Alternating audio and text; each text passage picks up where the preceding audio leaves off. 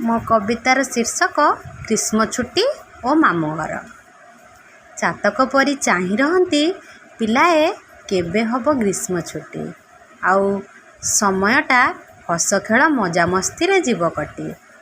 ଆଉ ମାମୁଁ ଘର କଥା ତ କହିଲେ ନ ସରେ, କେବେ ଯିବୁ ମନ ଖାଲି ଅଥୟ କରେ। ସତରେ ଭାରି ଭଲ ଲାଗେ ମାମୁଁ ଘର ସେଇ ଆମ୍ବ ତୋଟା, ଅଜାଙ୍କ ଆଦରରେ ହୋଇଯାଏ ପୁରା ମନଟା ମୋଟା। ଆଈ ହାତର ସେଇ ବଢ଼ିଚୁରା ନା ସତରେ ଭାରି ଭଲ ଲାଗେ, ମା'ଙ୍କ ପରିଚୟ ନେଇ ବଞ୍ଚିବାଟା ପହଞ୍ଚାଏ ସ୍ୱର୍ଗେ। ନା ଥାଏ ସ୍କୁଲ ଯିବାର ଚିନ୍ତା, ନା ପାଠପଢ଼ାର ଭୟ, ଜୀବନଟା ଲାଗେ ସତେ ଯେମିତି ଅତ୍ୟାନନ୍ଦମୟ। ଖରାବେଳେ ନ ଶୋଇ ବାହାରି ଯାଉ ଖେଳ ଖେଳି, ମା' ପାଟି କଲେ ଆଈ ଦିଏ ତାକୁ ଭୟଙ୍କର ଗାଳି। ଯିବାବେଳର ଖୁସିଠୁ ଦ୍ୱିଗୁଣିତ ହୋଇଯାଏ ଫେରିବାର ଦୁଃଖ, ବିଷାଦପୂର୍ଣ୍ଣ ମନଟା ଉଭେଇଯାଏ ସତରେ ଶୋଷ ଭୋକ।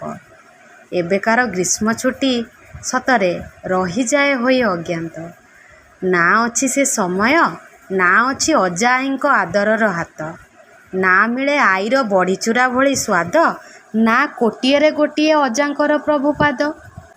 ଆଗ ଗ୍ରୀଷ୍ମ ଛୁଟିର ଥାଏ ଗୋଟିଏ ଅଦ୍ଭୁତ ବାସ୍ନା, ସେଥିରେ ମାମୁଁ ଘରର ନାହିଁ ଆଉ ଦ୍ୱିତୀୟ ଉପମା।